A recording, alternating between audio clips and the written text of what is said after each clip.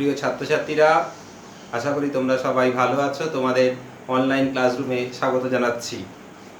আগের দিন আমি বলেছিলাম জীবনানন্দ দাশের একটি কবিতা পড়াবো, আকাশে সাতটি তারা। তো সেই ক্লাসে আমি জীবনানন্দ দাশের জীবনী এবং সাহিত্য সম্পর্কে বলেছিলাম, সেটা ছিল ডে 1। আজকে ডে 2। ডে 2তে আমরা আকাশে সাতটি তারা কবিতাটি পড়বো। তার সঙ্গে এই কবিতাটি নেওয়া হয়েছে রূপসী বাংলা কাব্যগ্রন্থ থেকে।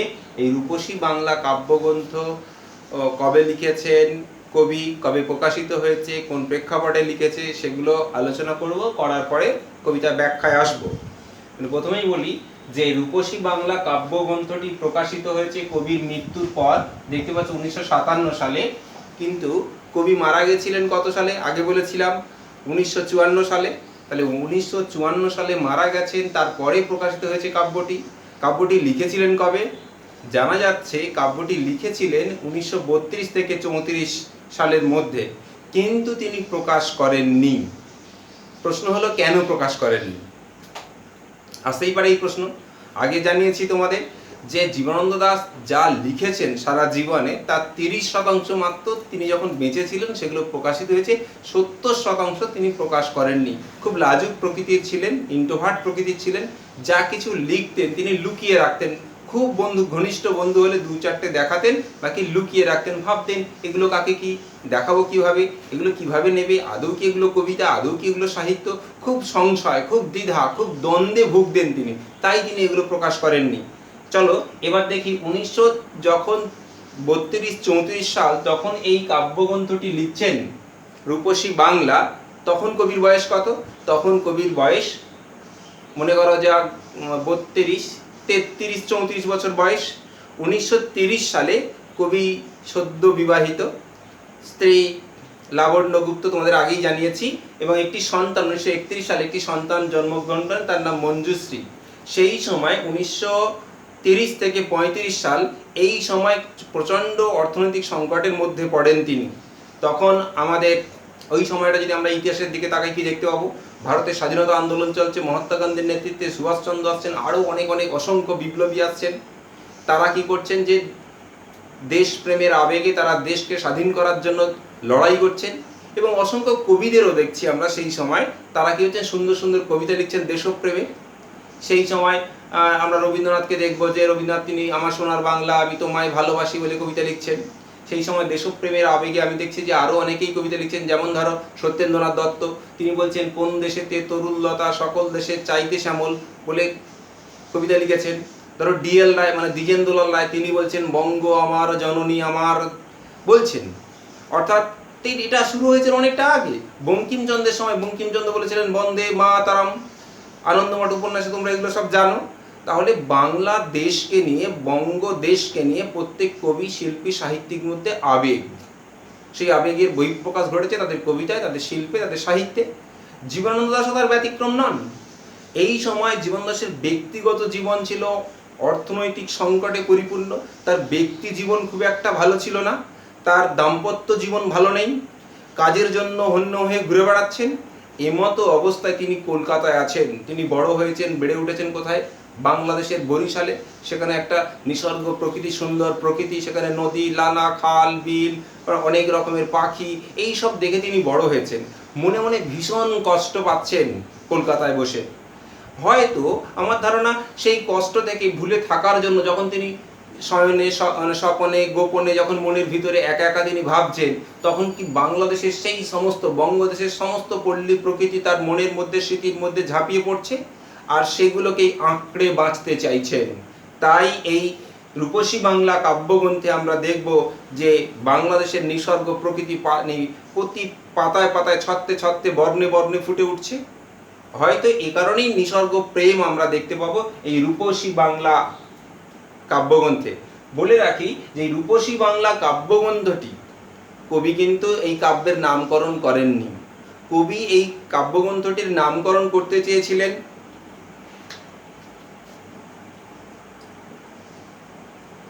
বাংলার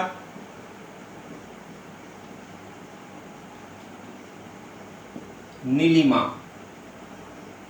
এইটা নামকরণ করতে চেয়েছিলেন কবি, কিন্তু এটা নামকরণ হয়নি। তো বাংলার তস্ত নীলিমা মানে কি, তখন বাংলার আকাশ যেন একটা ভয়ের আকাশ, সেই আকাশের ভেতরে যেন বারুদের গন্ধ, একটা ভয়, এইরকম একটা পরিবেশ ছিল 1930-এর দশক। সেই জায়গা থেকেই তিনি এই প্রকৃতিকে দেখেছেন। এইটা যখন প্রকাশিত হলো, হচ্ছে কত সালে, তোমাদের আগেই বলেছি 1957 সালে এটা প্রকাশিত হচ্ছে। সেটা প্রকাশ করছেন কে না, দিলীপ কুমার গুপ্ত প্রকাশক।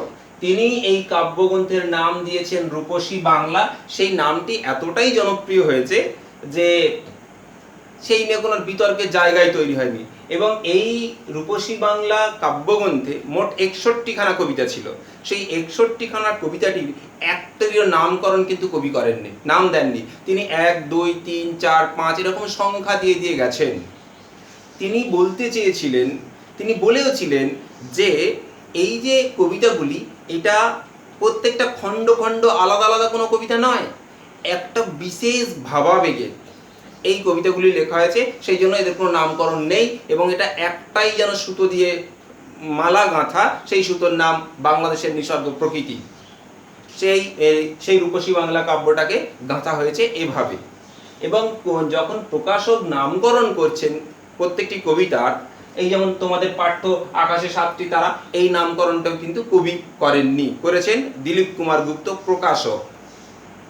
আসলে কিভাবে নামকরণটা করেছেন, প্রত্যেকটা কবিতার প্রথম লাইনের কিছুটা অংশ কিংবা গোটা লাইনটাকেই নামকরণ হিসেবে তুলে এনেছেন কবিতায়, এবং সেগুলো গ্রহণযোগ্য হয়ে উঠেছে মানুষের কাছে। এই রূপসী বাংলা কাব্যটি বাংলা সাহিত্যের একটা বিরাট বড় মাইলস্টোন হিসেবে কাজ করেছে। এই কাব্যের প্রকৃতি কি, কবিতাটা কেমন ধরনের কবিতা, সেটা একটু তোমাদের বলবো, তারপরে আস্তে আস্তে আমি কবিতার ব্যাখ্যা বিশ্লেষণে আসবো। এই কবিতাটি, এই রূপসী বাংলার কাব্যগ্রন্থের সমস্ত কবিতাগুলোই সনেট।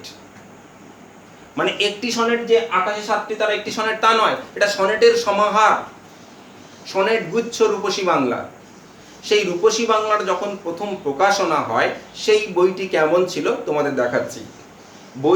বইটির মধ্যে তোমাদের আগেই বলেছি 61খানা কবিতা ছিল। দেখো, এইটা প্রচ্ছদ ছিল বইয়ের, রূপসী বাংলা। এর দাম ছিল তখন 3 টাকা 1957 সালে। এই প্রচ্ছদটা এঁকেছিলেন কে, সত্যজিৎ রায়, শিল্পী সত্যজিৎ রায়। তারপরে অবশ্য কিছুকাল পরে আরো একটি এর সংস্করণ বেরিয়েছিল, সেটি অবশ্য অন্যজন সম্পাদনা করেছিলেন।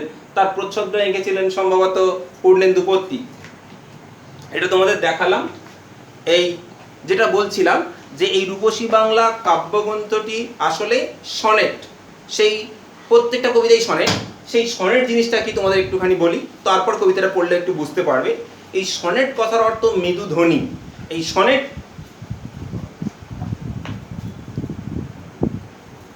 সনেট সনেট প্রথমে জন্ম হয়েছিল, সনেট এটা একটা, কবিতার তো অনেক ধরন আছে, যেমন ধরো সাবজেক্টিভ কবিতা, অবজেক্টিভ কবিতা, মানে গীতি কবিতা, লিরিক্স। এই লিরিক্সেরই একটি অংশ হচ্ছে সনেট। এই সনেট প্রথম দেখা দিয়েছিল ইতালিতে প্রথম সনেট লিখেছিলেন কে? লিখেছিলেন দান্তে, পেত্রার্ক,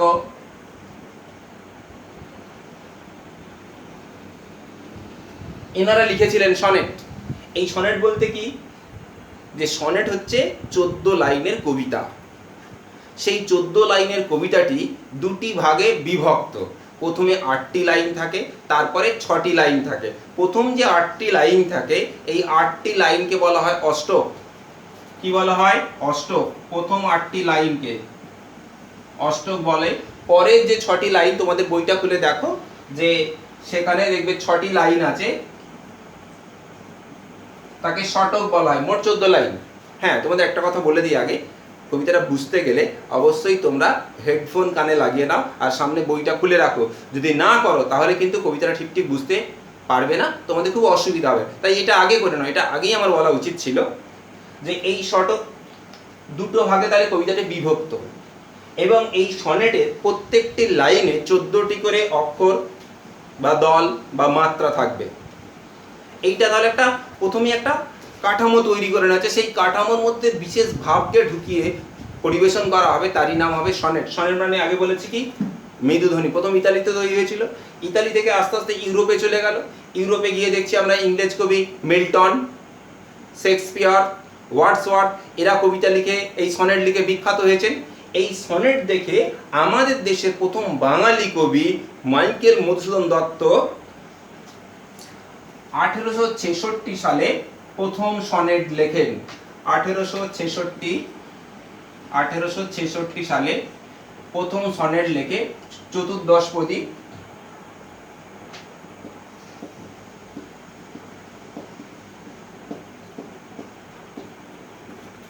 কবিতা বলি।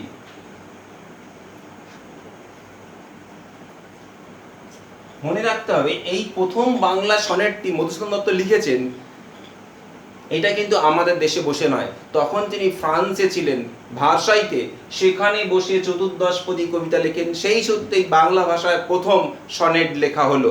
তিনি পেত্তার্কীয় রীতিতে এই সনেটগুলি লিখেছিলেন, মোট 108টি সনেট লিখেছিলেন। মধুসূদন দত্তের এই দেখানো পথ ধরেই হেঁটেছেন অনেক কবি, এসেছেন বিশ্বকবি রবীন্দ্রনাথ ঠাকুর, তারপরে জীবনানন্দ দাশ, মাঝখানে আরও অনেকে আছেন। তাহলে সনেট সম্পর্কে মোটামুটি একটা আইডিয়া পাওয়া গেল যে সনেট একটা গীতি কবিতার রূপ, সেটা 14 লাইনের হয়। প্রত্যেকটা লাইনে 14টি করে অক্ষর বা মাত্রা থাকে। তবে হ্যাঁ, এটা ঠিক যে 14টা করেই কোনো কোনো কবি মাত্রা বা দল মানেননি, কেউ কেউ তার বেশিও করেছেন। যেমন তোমাদের যে পাঠ্য কবিতাটি আকাশে 7টি তারা, এই কবিতাটি কিন্তু 14 লাইনের কবিতা, এটা ঠিক কথা, কিন্তু প্রত্যেকটা লাইনে 14টি দল বা মাত্রা নেই, তার থেকে বেশি 8, 8, 6 মানে 22 মাত্রার করে আছে। তার নিয়মকে বদলেছেন, কিন্তু মূল কাঠামোটাকে রেখেছেন তিনি। এই হলো সনেট। সেই সনেট তোমাদের এবার আমি শুরু করব।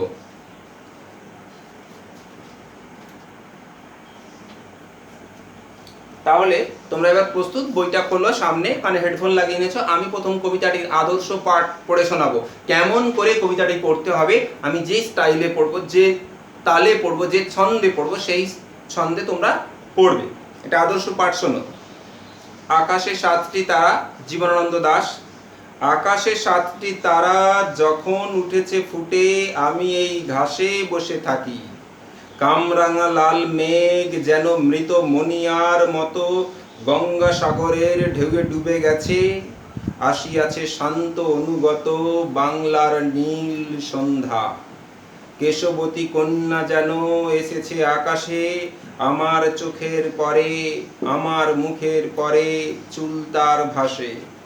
পৃথিবীর কোনো পথ এ কন্যারে দেখে নিকো, দেখি নাই অত অজস্র চুলের চুমা। হিজলে কাঁঠালে জামের ঝরে অবিরত, জানি নাই এত স্নিগ্ধ গন্ধ ঝরে রূপসীর চুলের বিন্যাসে।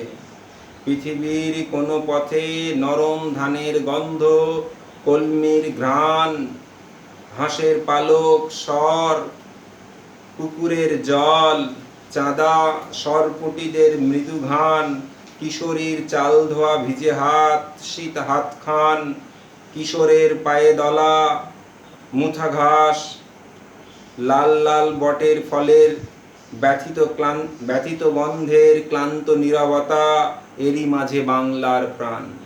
আকাশে 7টি তারা যখন উঠেছে ফুটে, আমি পাই টের। তাহলে এই কবিতাটা তোমরা এইভাবে পড়বে। এইভাবে পড়লে কবিতাটা বুঝতে সুবিধা হবে তোমাদের। আচ্ছা, তোমাদের প্রসঙ্গত বলে রাখি, এই দেখো, এটা হচ্ছে জীবনানন্দ দাশের মূল শ্রেষ্ঠ কবিতা। এই শ্রেষ্ঠ কবিতার সঙ্গে তোমাদের বইয়ের পাঠের কিছু কিছু অংশ, দাঁড়ি কমার কিছু কিছু চেঞ্জ আছে।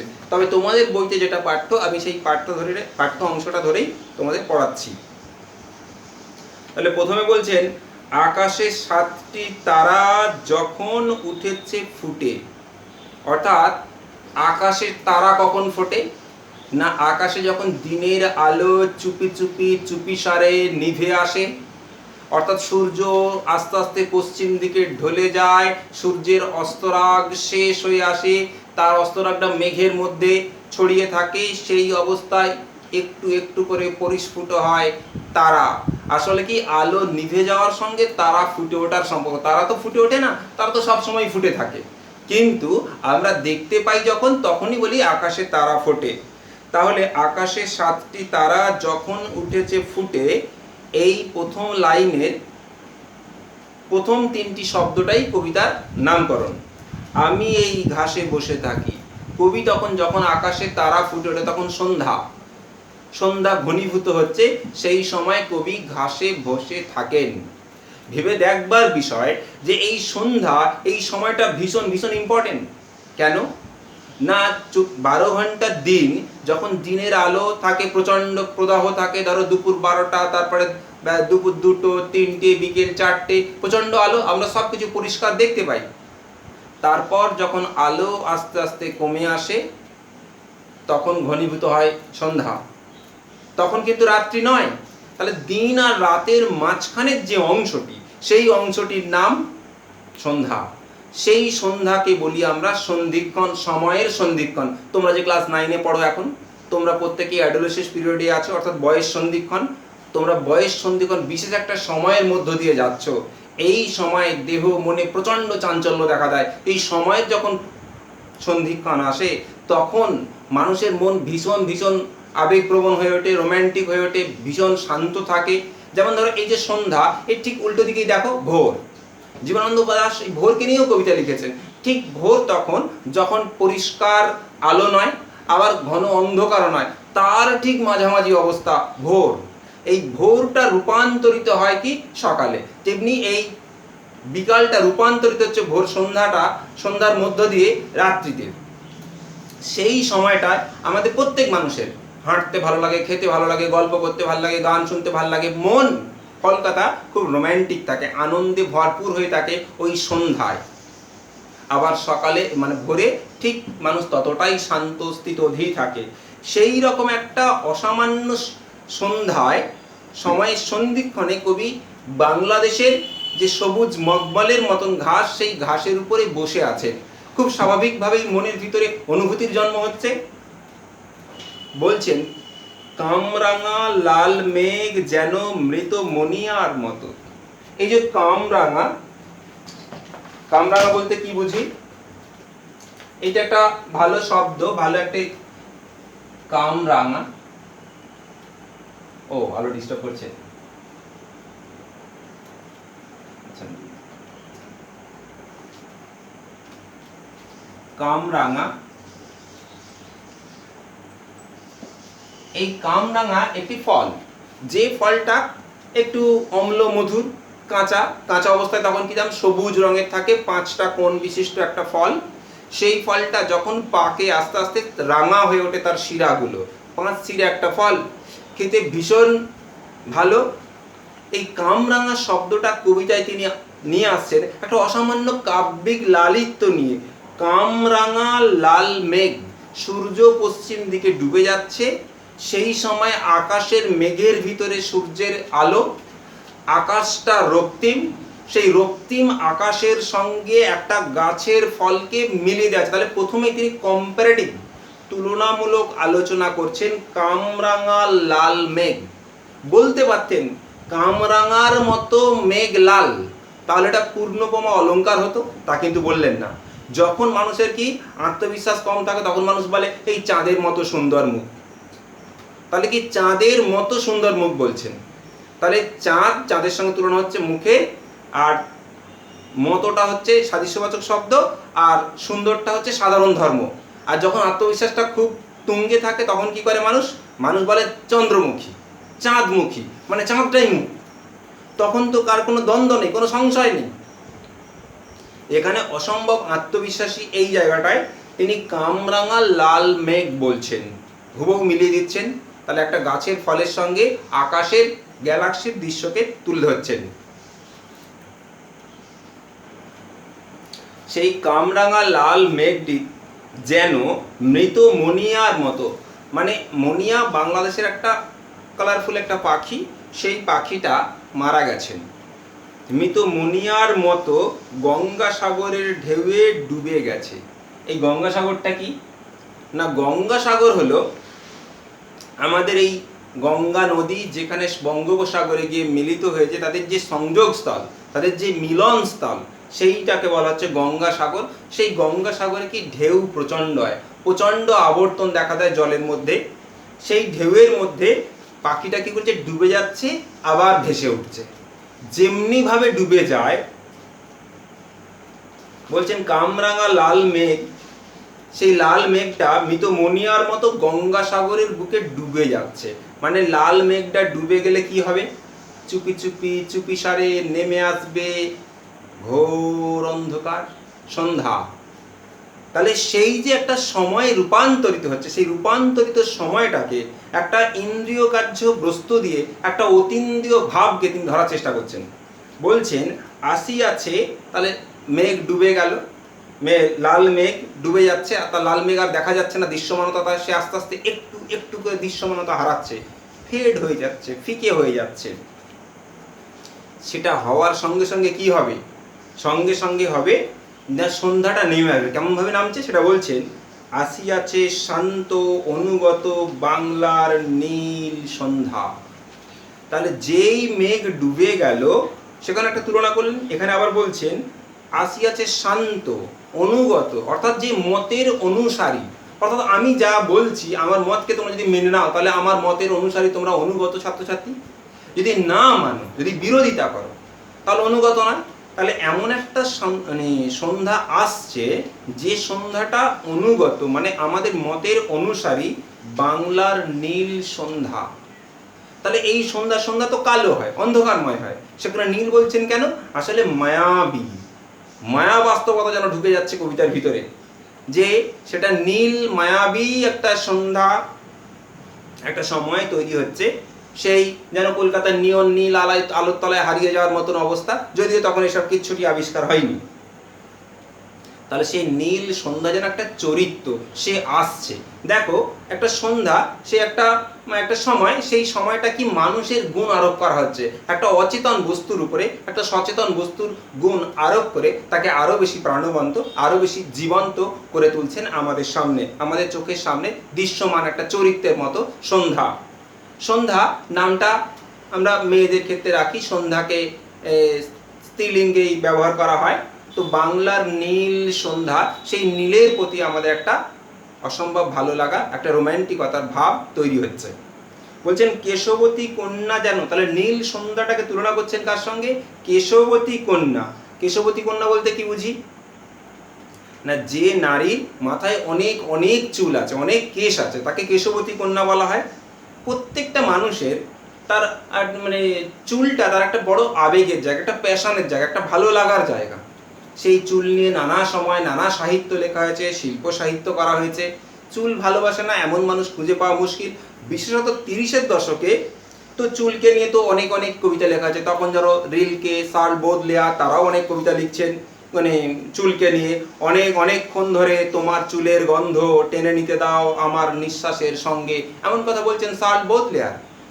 যেহেতু জীবনানন্দ দাশ 30-এর দশকের, অমিয় চক্রবর্তী, বুদ্ধদেব বসু, এনারা সবাই ইংরাজি সাহিত্যের ছাত্র। এবং তখন একটা পত্রিকা তৈরি করা হয়েছিল পরিচয় বলে, সেটা কি ইউরোপের যত সাহিত্য আছে, ইংরেজি সাহিত্য, সেই ইংরেজি সাহিত্য সেগুলোকে পড়ে তার নির্যাসকে নিয়ে কবিতা লিখে আমাদের বাঙালিদের সঙ্গে, বাঙালি পাঠকদের সঙ্গে পরিচয় করিয়ে দেওয়া ছিল পরিচয় পত্রিকার উদ্দেশ্য। আর জীবনানন্দ দাশ পরিচয় পত্রিকায় প্রচুর কবিতা লিখতেন। তাহলে সেই সময় সার্ল বোদলেয়ার, রিলকে এদের দ্বারা প্রভাবিত হয়েছেন আমাদের 30-এর দশকের কবিতা। জীবনানন্দ দাশও তার ব্যতিক্রম এমন বলা যাবে না। সেই সময় বুদ্ধদেব বসুও অনেক কবিতার অনুবাদ করেছেন এবং নিজেও অনেক কবিতা লিখেছেন, চুল নিয়ে লিখেছেন, তোমার লালচে চুল এলোমেলো শুকনো নরম তাই ভালোবাসি। তাহলে চুল নিয়ে কবিদের প্যাশন আমরা দেখতে পাচ্ছি, সংগ্রাম দেখতে পাচ্ছি, ভালোবাসা দেখতে পাচ্ছি, রোম্যান্টিকতা দেখতে পাচ্ছি। সেই সময় 30-এর দশকে যেমন রাম বসু, তিনিও চুল নিয়ে অনেক কবিতা লিখছেন। একটি নারীর চুলকে নিয়ে তিনি বলছেন, তোমার চুলের মতো কালো আকাশে তোমার ভুরুর মতো সরু চাঁদ উঠেছে। অসম্ভব রোম্যান্টিক। তাহলে একটি নারীর চুলকে গোটা আকাশের সঙ্গে তুলনা করা হয়েছে। আকাশের যেমন কোনো শেষ নেই, সীমা নেই, অপরিসীম, অপরিমেয় তার ডাইমেনশন, তার মাত্রা, সেই মাত্রাটাকেই জীবনানন্দ দাশ তুলে ধরছেন এই কবিতায়। বলছেন আকাশের নীল সন্ধ্যা, সেই নীল সন্ধ্যাটাকে মনে হচ্ছে একটা কেশবতী কন্যা, তার অনেক চুল, সেই চুলটা যেন অন্ধকার করে দিচ্ছে গোটা বাংলাদেশকে। কেশবতী কন্যা যেন এসেছে আকাশে। সবই দেখো একটার সঙ্গে একটার উপমা দিচ্ছেন। তোমাদের আগে বলেছিলাম, জীবনানন্দ দাশ বলেছেন যে উপমাই কবিত্ব, অর্থাৎ একটা লাইনের সঙ্গে, একটা দৃশ্যের সঙ্গে আরেকটা দৃশ্যের, একটা চরিত্রের সঙ্গে আরেকটা চরিত্রের, একটা অনুষঙ্গের সঙ্গে আরেকটা অনুষঙ্গের তিনি মিল খুঁজেছেন বারবার বহুবার তার কবিতায়। বলছেন সেই চুল আমার চোখের পরে, আমার মুখের পরে চুল তার ভাসে। অর্থাৎ যে কেশবতী অসম্ভব সুন্দরী রূপসী নারী সন্ধ্যা, সেই সন্ধ্যার চুল, আলুলায়িত চুল পৃথিবীর বুকে, বাংলাদেশের বুকে ছড়িয়ে দিয়েছেন। সেই চুলের স্পর্শে কবি শিহরিত হচ্ছেন, রোমাঞ্চিত হচ্ছেন, আবিষ্ট হচ্ছেন, অভিভূত হচ্ছেন। বলছেন যে আমার মুখের উপরে সেই চুল ভাসছে, আমার চোখের উপরে সেই চুল ভাসছে, অর্থাৎ অসম্ভব তার সত্তা নিয়ে উঠে আসছে সন্ধ্যা। সেই সন্ধ্যাটাকে তিনি অনুভবের গভীরে গিয়ে দেখছেন। পৃথিবীর কোনো পথে কোনো পথ এ কন্যারে দেখেনি কো, অর্থাৎ এই বাংলাদেশের যে সন্ধ্যা, সেই সন্ধ্যা পৃথিবীর আর কোনো দেশে দেখা যায় না, আর কোথাও ঘনীভূত হয় না এমন ঘোর মায়াবী নীল সন্ধ্যা। কারো কারো মনে লাগতেই পারে, কেননা এই রূপসী বাংলা কবিতায় কবি আগেই বলেছেন। যে আগের একটি কবিতা তোমাদের পড়ে শোনাচ্ছি, সেখানে যেমন তিনি বলেছেন, আমি পড়ছিলাম তোমাদের জন্য, তো সেখানে যেমন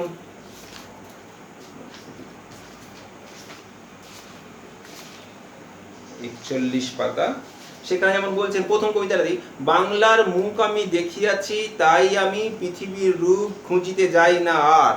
অর্থাৎ বাংলার মুখ মানে একটা মানুষের সবচেয়ে প্রধান বৈশিষ্ট্য হচ্ছে তার মুখ। মুখ দেখে একটা মানুষকে আমরা চিনতে পারি, বুঝতে পারি। ধরো এই যে আমার মুখটা যদি কোনো জায়গায় কাটা পড়ে থাকে, তোমরা সহজেই চিনতে পারবে যে এটা হ্যাঁ অমিত স্যারের এটা মুখ। কিন্তু যদি হাত পড়ে থাকে, পা থাকে, বুঝতে পারবে না। তাহলে মানুষের মুখটা হচ্ছে শরীরের সবচেয়ে শিক্ষিত অংশ। সেই বাংলার মুখটা কি না, বাংলার প্রকৃতি। বাংলায় বিরাট পাহাড় পর্বত নেই, বিরাট কোনো মানে বিরাট শিল্প সম্ভাবনা নেই। বাংলার যেটা আছে সেটা একটা নিসর্গ প্রকৃতি, অসম্ভব সুন্দর একটা প্রকৃতি। এই প্রকৃতিতে আবিষ্ট হতে পারে যে কোনো মানুষ। এই সম্পদটা, এই প্রকৃতির সম্পদটা কিন্তু কখনো হারানোর নয়।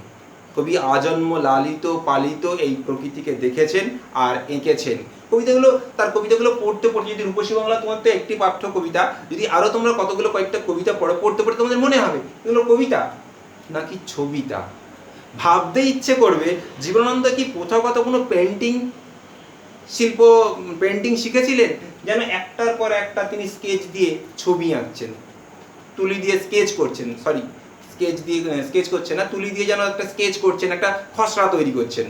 সেটা দেখে যেন দেশ কাল জাতির আবহমান কালের মনে হবে। কেন কবিতাটি উৎসর্গর ক্ষেত্রে, কাব্যগ্রন্থের উৎসর্গটা তিনি করেছিলেন এভাবে যে আবহমান বাংলা ও বাঙালি, মানে এই প্রকৃতির কোনো শেষ নেই, কোনো সীমা নেই, আবহমান কালের এই সম্পদ, সেই সম্পদকে ফুটিয়ে তুলেছেন। আবার অন্য দিক থেকে মনে হতে পারে কবি কি খুব অহংকারী ছিলেন, নিজের দেশ নিয়ে, নিজের প্রকৃতি নিয়ে, নদী নিয়ে, গাছপালা নিয়ে, পশু পাখি নিয়ে তিনি ভীষণ অহংকারী ছিলেন।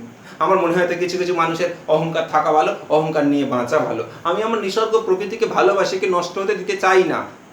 এই আমাদের এখানকার যে গাছপালা, বিভিন্ন পতঙ্গ, বিভিন্ন যে প্রাণী রয়েছে, এদেরকে ভীষণ ভালোবাসি। এটা আবার এক ধরনের অহংকার। এমন অহংকার নিয়ে থাকা ভালো, এমন অহংকার নিয়ে বাঁচা ভালো। হয়তো জীবনানন্দ দাশের তেমনই অহংকার আছে এই কাব্যের ভিতরে। হয়তো এমন প্রশ্ন আসতে পারে, তিনি কি সুইজারল্যান্ড দেখেছিলেন? তিনি কি ইতালির সৌন্দর্য দেখেছিলেন? তাহলে কি করে বললেন যে পৃথিবীর রূপ আর খুঁজতে চাই না? আসলে এতটাই সমৃদ্ধ হয়েছেন তিনি যে আর অন্য কিছু ভাবার অবকাশই পাননি তিনি। আবার আমাদের কবিতায় ফিরে আসছি, সেখানেও দেখো বলছেন পৃথিবীর কোনো পথে এ কন্যারে দেখেনি। অর্থাৎ যে কন্যা, যে নীল কন্যা, যে মায়াবী চুলের কন্যা, যার অসম্ভব সুঘ্রাণ, যার স্পর্শ এত মধুর, যার উষ্ণতা এত তৃপ্তিদায়ক, পৃথিবীর আর কোথাও পাওয়া যায় না এই নারীকে। তাহলে তোমাদের আগে আমি বলেছিলাম যে যেমন রবীন্দ্রনাথ এই বাংলাকে নিয়ে বলেছেন, নমো নমো নমো সুন্দরী মম জননী বঙ্গভূমি, গঙ্গার তীর স্নিগ্ধ সমীর জীবন জুড়ালে তুমি। অর্থাৎ এই প্রকৃতিকে, এই বাংলাকে রবীন্দ্রনাথ মা বলেছেন, ডিএল রায় মা বলেছেন, সত্যেন্দ্রনাথ বলেছেন, এরকম অসংখ্য কবিরা মা বলেছেন। কিন্তু জীবনানন্দ দাশ, তার পার্থক্য এই, তিনি এই বঙ্গদেশকে, তার প্রকৃতিকে কিন্তু মা বলছেন না, তিনি বলছেন কি প্রেয়সী বলছেন, জায়া বলছেন, প্রিয়তমা বলছেন। তাই বলছেন যে তার চুল আমার চোখে ভাসছে, মুখে ভাসছে, এমন কন্যাকে পৃথিবীতে কেউ কখনো দেখেনি, দেখি নাই অত অজস্র চুলের চুমা। যেন সেই চুলগুলো নিমেষে কবিকে চুম্বন করছে। এই চুমা মানে চুম্বন বাংলা কবিতায় খুব একটা দেখা যায় না, কিন্তু কবি জীবনানন্দ দাশ এগুলোকে জীবনের একটা স্বাভাবিক অঙ্গ বলেই মনে করেন। এর মধ্যে লজ্জার কিছু নেই, আড়ষ্টতার কিছু নেই, তিনি খুব স্বাভাবিকভাবেই তিনি বলছেন কথাগুলি, যে অজস্র চুলের চুমা। শুধু কবি তার স্পর্শ পেয়ে মুগ্ধ হচ্ছেন তা নয়, এই কেশবতী কন্যার স্পর্শ চুম্বন কারা কারা পাচ্ছেন বলছেন হিজলে কাঁঠালে। হিজল একটা গাছ, বাংলাদেশের একটা গাছ, কাঁঠাল গাছ। তোমরা তো কাঁঠাল ফল দেখেছো, কাঁঠাল খেয়েওছে তোমরা। সেই কাঁঠাল গাছে জামও একটা ফল, যেটা মানে বেগুনি রঙের হয়, গ্রাম বাংলায় এটা পাওয়া যায়, পশ্চিমবঙ্গে তো পাওয়া যায়। সেই কাঁঠালে জামে ঝরে অবিরত, অর্থাৎ সমস্ত গাছপালার উপরে এই সন্ধ্যার স্নিগ্ধ স্পর্শ চুম্বন ঝরে পড়ছে অবিরত শ্রাবণের ধারার মতো। জানি নাই এত স্নিগ্ধ গন্ধ ঝরে রূপসীর চুলের বিন্যাসে। অর্থাৎ তার চুল যখন বিন্যাস করা হয়, বাঁধা হয়, খোলা হয়, গোছানো হয়, নানান ভঙ্গিতে সাজানো হয়, তখন তা থেকে এত মিষ্টি, এত স্নিগ্ধ, এত নরম গন্ধ বেরোয়।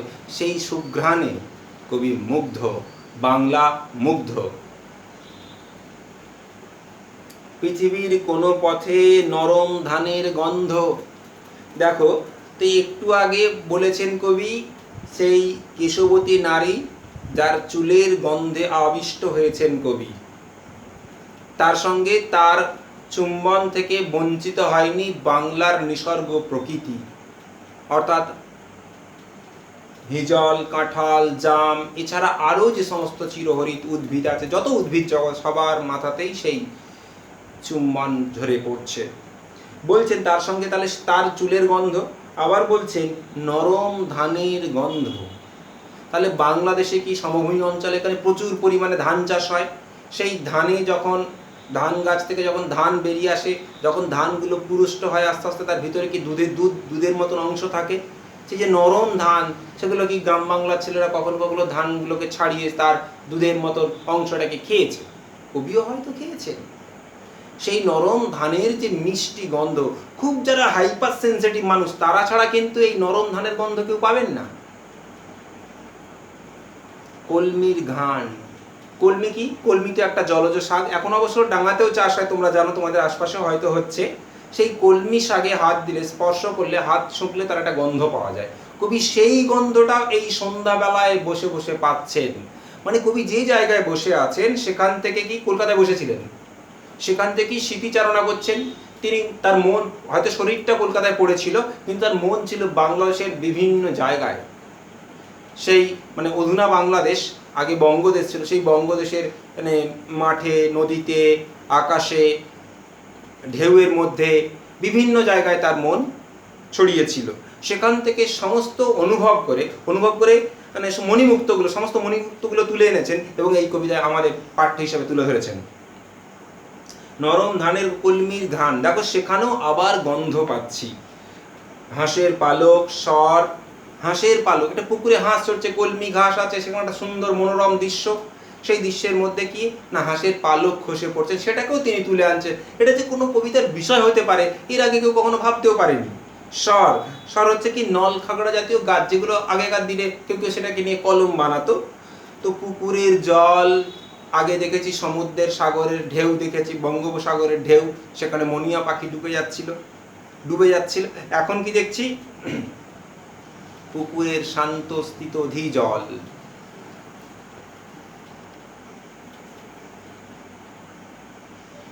যে জলের উপরে হাঁসেরা খেলা করছে, কলমি শাক আছে, চাঁদা, চাঁদা একটা ছোট্ট মাছ যেটা মিষ্টি জলের মাছ, সরপুঁটি, সরপুঁটি কি না, সরপুঁটি হচ্ছে সরল পুঁটি, মানে একটু বড় বড় পুঁটি, সরপুঁটিদের মৃদু ঘ্রাণ, সেই পুকুরে যে মাছগুলি চড়ছে তারও ঘ্রাণ পাচ্ছেন, তারও গন্ধ পাচ্ছেন। সেটা কেমন গন্ধ না, কলমির ঘ্রাণটা হয়তো একটু বেশি, এবং জলের তলদেশে, জলের গভীরে হয়তো মাছ আছে, সেই মাছেদের ঘ্রাণও কবি পাচ্ছেন, মৃদু ঘ্রাণ। এটা কতটা সেন্সিটিভ হলে, কতটা সংবেদনশীল হলে তবে এগুলো অনুভবটা করা যায়। আর কি না, কিশোরীর চাল ধোয়া ভিজে হাত, সেই সন্ধ্যাবেলায় তিনি ভাবছেন, সমস্ত বাংলাদেশের প্রকৃতির চালচিত্র ফুটে উঠছেন তার কবিতায়। সেখানে একজন কিশোরী, কিশোরী কাদের বলবো, ওই যে সন্ধিক্ষণে থাকে, যে সমস্ত তোমরা জানো যে ধরো 1 থেকে 3 বছরের ছেলে মেয়েদেরকে আমরা শিশু বলি, 3 থেকে 10 বছর পর্যন্ত বয়সের ছেলে মেয়েদের আমরা বালক বালিকা বলি, 11 থেকে 17 পর্যন্ত এই বয়সের সময়সীমার মধ্যে ছেলে মেয়েদেরকে আমরা কিশোর কিশোরী বলি। সেই বয়সের কিশোরীরা কি হয়, ওই বয়সের মধ্য দিয়ে তারা রূপান্তরিত হয়, অবিশ্বাস্য রূপান্তরের মধ্য দিয়ে তারা নারী জীবনে পদার্পণ করে। তারা তাহলে নিছক কিশোরী থেকে তারা নারীতে রূপান্তরিত হয়, এই একটা সন্ধিক্ষণ। সেই আবার সন্ধিক্ষণের কথা বলছেন, এই সন্ধ্যার কথা বলেছেন, সেটাও সন্ধিক্ষণ, এই কিশোরীর কথা বলছেন, সেটাও একটা সন্ধিক্ষণ। কোনো সন্দেহের অবকাশ নেই, একটি নারীকে তার এই বয়স সন্ধিক্ষণে, মানে যখন সে কিশোরী থাকে, তার অসামান্য লাবণ্য তৈরি হয়। সেই লাবণ্যে যে কোনো মানুষ মুগ্ধ হতে বাধ্য, কবিও মুগ্ধ হয়েছেন। সেই কিশোরীর চাল ধোয়া ভিজে হাত, তখনকার দিনের কিশোরী কি করতেন, মাকে সাহায্য করার জন্য তখন চালের ধুচুনি ছিল, সেই ধুচুনিতে চাল দিয়ে পুকুরের জলে সেগুলো ঘষে ঘষে ধুতো, এবং চাল থেকে যে নোংরা জিনিসগুলো থাকতো বা চালের উপরে যে সাদা সাদা অংশগুলো থাকতো সেগুলো জলে মিশে যেত এবং জলটা সাদা হয়ে উঠত। এবং সেই যে ভেজা হাত, সেই ভেজা হাতেরও তিনি গন্ধ পাচ্ছেন। শীত হাত খান, অর্থাৎ শীতের দিকে কবিতা। এই কবিতা প্রচণ্ড গরমকালে লেখা হয়েছে এমন নয়, বোঝা যাচ্ছে যে শীত হাত খান, মানে হাতটা খুব ঠান্ডা লাগছে তবু সেই কাজটা করছে। তাহলে কিশোরীর কথা বলেছেন। এবার বলছেন কিশোরের পায়ে দলা মুথা ঘাস। তাহলে কিশোররা কি, দেখবি এই কিশোররা এই বয়সে প্রচণ্ড দামালপনা করে, মানে তাদের প্রচণ্ড এনার্জি থাকে, সারাক্ষণ ছুটতে থাকে, খেলতে থাকে। মা বাবারা অতিষ্ঠ হয়ে যায় এই কিশোরদের নিয়ে, তারা কি করে, মানে আজকে এখানে আছে তো পর মুহূর্তেই অন্য জায়গায়। তো সেই দামাল কিশোররা কি করেন, চারিদিকে দৌড়ঝাঁপ করেন, তারা অত হিসেব নিকেশ করে চলে না। ওই বয়সটা সমস্ত বাধা ভাঙবার সময়, সমস্ত কিছুকে দুর্বার গতিতে চরণ তলে ওরা চুরমার করে দেয় কিশোর বয়স। সেই কিশোররা কি করছেন, দুর্দার গতিতে তারা ছুটছে, তাদের পায়ের তলায় তখন কি নরম, খুব সুগন্ধযুক্ত একটি ঘাস আছে, খুব চকচকে মুথা ঘাস। সেই মুথা ঘাসগুলো দলিত মথিত হয়ে যাচ্ছে। লাল লাল বটের ফলের ব্যথিত গন্ধের ক্লান্ত নীরবতা। আর বট গাছ থেকে পাকা বট ফল টুপটাপ করে খসে পড়ছে। সেটা কি, বটের ফলের ব্যথিত গন্ধের, তাহলে গন্ধটা ব্যথিত, তাহলে বটের ফলেরও তিনি গন্ধ পাচ্ছেন। সেই গন্ধটা কি করছেন, কষ্ট পাচ্ছে, ব্যথিত গন্ধের ক্লান্ত নীরবতা। সে আর বট ফল আর বট গাছকে ধারণ করে রাখতে পারছে না, টুপটাপ করে খসে পড়ছে। তখন একটা নীরবতা তৈরি হচ্ছে, নির্জন একটা পরিবেশ তৈরি হচ্ছে, অর্থাৎ একটা শুনশান, একটা নির্জন নিস্তব্ধ পরিবেশের ছবি তিনি আঁকছেন। এরই মাঝে বাংলার প্রাণ। তাহলে এই কলকাতায় তিনি বসে আছেন, কলকাতায় থেকে কবিতাগুলো লিখছেন, তো বাংলার প্রাণকে দেখতে পাচ্ছেন কি, তার মধ্যে কোনো ক্যাকোফোনি নেই, কোনো হইচই নেই, অনাবশ্যক চেঁচামেচি নেই, চিৎকার চেঁচামেচি নেই, একটা শান্ত স্থিতধী একটা তাকিয়ে দেখার মুগ্ধতা আছে এই নিসর্গ প্রকৃতির প্রতি। এই কবিতার সম্পদ, বারবার মনে হচ্ছে এই কবিতার সম্পদ না কোনো হিরে নয়, কোনো পেট্রোল নয়, কোনো মানে ডায়মন্ড নয়, এই কবিতার সম্পদ, স্থায়ী সম্পদ আমি বলবো প্রকৃতি।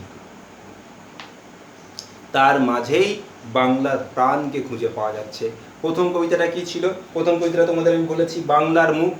তিনি বাংলার মুখ দেখেছিলেন প্রকৃতির মধ্যে, এবার বাংলার প্রাণকে আবিষ্কার করছেন এই প্রকৃতির মধ্যে। আকাশে 7টি তারা যখন উঠেছে ফুটে আমি পাই টের। তাহলে সন্ধ্যা ঘনীভূত হয়েছে, সপ্তর্ষি মণ্ডল আকাশে দেখা দিচ্ছে, আর তখনই কি তখনই কবি টের পাচ্ছেন, অনুভব করতে পারছেন বাংলার প্রাণ। সন্ধ্যাবেলাটা শান্ত স্থিতধী একটা নিঃশব্দ নির্জন পরিবেশ, সেই পরিবেশটাকে অকৃত্রিমভাবে, অকপটভাবে, অনাবৃতভাবে তুলে ধরেছেন কবি এই আলোচ্য কবিতায়।